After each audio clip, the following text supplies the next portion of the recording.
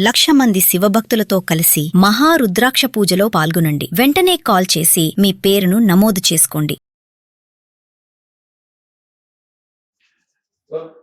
నమస్తే, welcome back to Suman TV. Present మనతో పాటు ఉన్నారు అనలిస్ట్ మందర్ కృష్ణారెడ్డి గారు. నమస్తే సార్. నమస్తే అమ్మ. సార్, ఇప్పుడు ఎక్కడ చూసినా ఒక న్యూస్ ఏంటంటే పాలిమర్ ప్లాస్టిక్ కరెన్సీ నోట్స్ వస్తున్నాయి, ఆర్బీఐ ప్లాన్ చేస్తుంది. ఆల్రెడీ గతంలో ఇది స్టార్ట్ చేసి ఆపేశారని చెప్పి కూడా కొన్ని న్యూసెస్ ఉన్నాయి సార్. అంటే ఎంత డిజిటల్ పేమెంట్స్ జరుగుతున్నా కూడా ఈ నోట్స్ అనేది ఫాలోయింగ్ అనేది నడుస్తూనే ఉంది.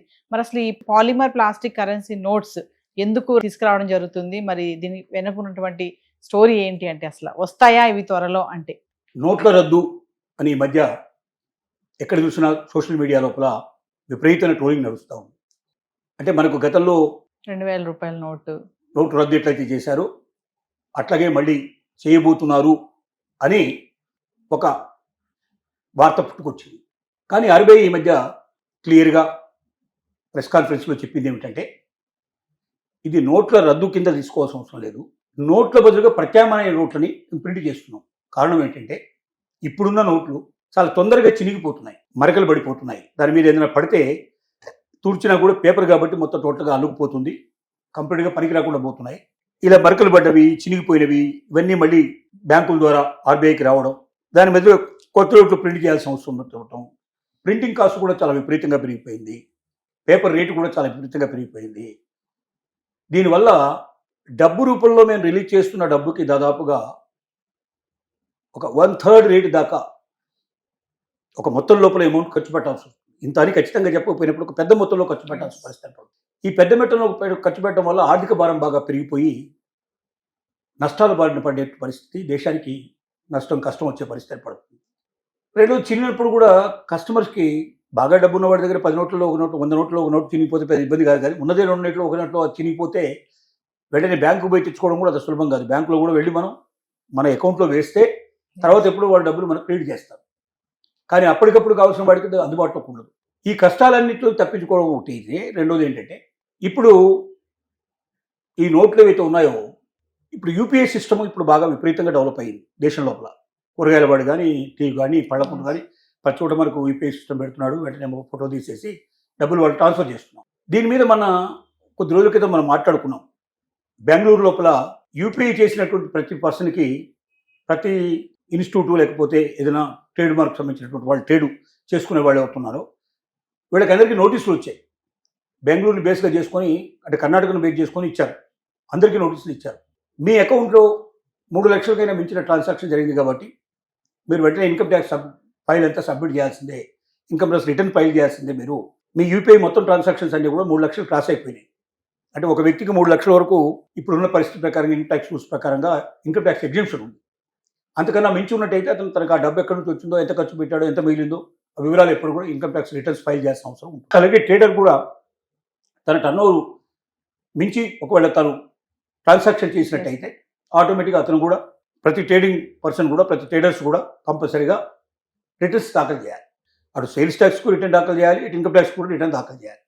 ఇది ప్రయోగాత్మకంగా ఒక కర్ణాటకలో ప్రవేశపెట్టి చూశారు. కర్ణాటకలో కొంతకాలం బంద్ కూడా పాటించారు. మొత్తం అన్ని టీ దుకాణాలు కానీ, హోటల్స్ కానీ మొత్తం టోటల్ బంద్ చేసేసి నిరసన కూడా వ్యక్తం చేశారు. దీన్ని భారతదేశం అంతా అమలు చేయడానికి ఇప్పుడు ఒక ప్రయత్నం జరుగుతుంది. మరి ఇప్పటిదాకా యూపీఐ సిస్టమ్ ఉంది కాబట్టి టకటక ఫోన్లో ట్రాన్సాక్షన్ చేసేస్తున్నారు కాబట్టి డబ్బులు క్యాష్ తక్కువ ఉన్నా కూడా ఇవాళ రొటేషన్ నడుస్తూ ఉంది.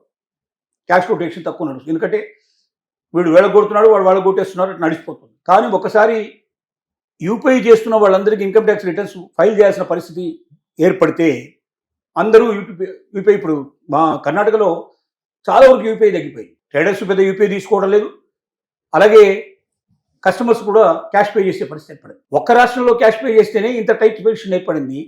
ఇక రేపు భవిష్యత్తులో అన్ని రాష్ట్రాల్లో మొత్తం దేశం అంతా కూడా ఒకేసారి క్యాష్ ట్రాన్సాక్షన్ మేము చేస్తాం, మేము యూపీఐ చేయడం వల్ల అనవసరంగా మేము ఇన్కమ్ ట్యాక్స్ కట్టాల్సిన పరిస్థితి ఏర్పడుతుంది అనేటువంటి భావన ప్రజల్లో ఏర్పడితే అందరూ క్యాష్ మీద పడ్డారంటే క్యాష్ విపరీతంగా కావచ్చు. మరి క్యాష్ రెడీగా లేకపోతే ఏమవుతుంది? గగ్గోలు పుడుతుంది, దేశం అంతా కూడా అల్లకల్లోలం అయ్యే పరిస్థితి ఏర్పడుతుంది. ఇది కూడా ఒక కారణం. వీటన్నిటిని దృష్టిలో పెట్టుకొని రెండోది ఏంటంటే ఈజీగా ఇప్పుడు పేపర్ మీద ప్రింట్ చేయడం అంటే సులభంగా జిరాక్స్ మిషన్ పెట్టేసుకొని నోట్లు ప్రింట్ చేసేసి బయటకు తీసుకొస్తున్నారు. అదే పాలిమర్ సంబంధించినటువంటి ఒకవేళ కాగితాన్ని ఉపయోగించినట్టయితే, పాలిమర్ పేపర్ను ఉపయోగించినట్టయితే, పాలిమర్ పేపర్ అంత సులభంగా మార్కెట్లో దొరకదు.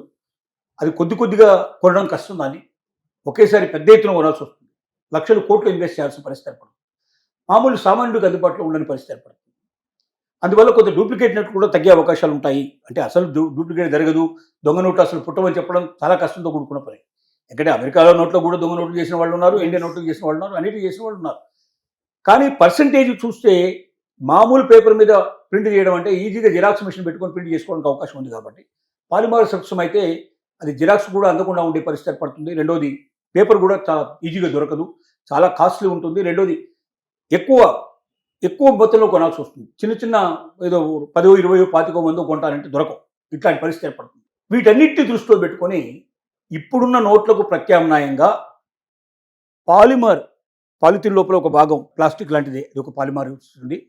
ఆ పాలిమార్తో చేసింది చాలా గట్టిగా ఉంటుంది. ఇది నలగదు, ఇది మాయదు, ఇది చిరగదు.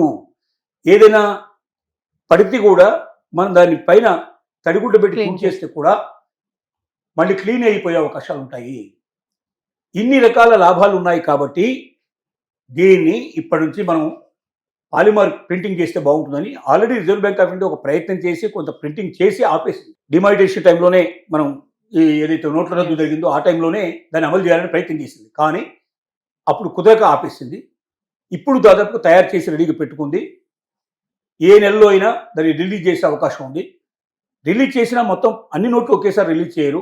ముందు 10 రూపాయలు, 20 రూపాయలు, 50 రూపాయలు, అట్లాంటి 100 రూపాయలు ఇట్లాంటి చిన్న చిన్న నోట్లు ముందు ప్రింట్ చేసిన తర్వాత 500 రూపీస్ నోటుకి తర్వాత వెళ్ళే అవకాశం ఉంటుంది. ఇదంతా ప్రాసెస్ ఒక నెల, ఒక సంవత్సరం, 2 సంవత్సరాల పాటు జరిగే అవకాశాలు ఉన్నాయి. దీంట్లో నోటు రద్దులాగా ఈ రోజు వరకు పలానా డేట్ వరకే మీరు తీసుకోవాలని ఇప్పుడే ప్రకటించరు. మామూలు ట్రాన్సాక్షన్ నడుస్తూనే ఉంటాయి. ఈ నోట్లు ఆ నోట్లు 2 చెల్లుబాటు అవుతుంటాయి. కానీ మెల్లమెల్లగా బ్యాంకు వచ్చిన నోట్లకు అన్నింటినీ వెనక్కి తీసేసుకొని దాని బదులుగా పాలిమర్ నోట్లు కూడా ప్రారంభిస్తారు. కొంతకాలం దాటిన తర్వాత ఏదో ఒక 3 నెలలు 6 నెలలు టైం ఇచ్చి ఆ రోజు నుంచి క్లోజ్ చేస్తాం, అప్పటిదాకా ఉండే వేలో మీరు ఇచ్చుకోండి అని చెప్తారు. కాబట్టి అంత భయపడాల్సిన అవసరం కానీ ఆ నోట్ల రద్దులాగా మళ్ళీ క్యూలలో నిలబడి చాలా మంది ప్రాణాలు పోగొట్టుకొస్తారని మనం భయపడాల్సిన అవసరం లేదు. కానీ పాలిమర్ నోట్లు రావటం వల్ల దేశానికి క్షేమకరం అని, దీర్ఘకాలం ఉంటాయని, ఖర్చు తగ్గుతుందని, ప్రజలకు కూడా చిరిగిపోవు కాబట్టి, పాడైపోవు కాబట్టి ఎక్కువ కాలం ఉపయోగించుకునే అవకాశం ఉంటుందని, ఇలాంటి రకరకాల ఆలోచనలతో ఇది వస్తోంది. అది రావాలని, సక్సెస్ కావాలని మనం కోరుకుందాం. దేశ అభివృద్ధి కోసం ఉపయోగపడే ఏ విషయాలైనా మనం ఆహ్వానించదగింది. Thank you.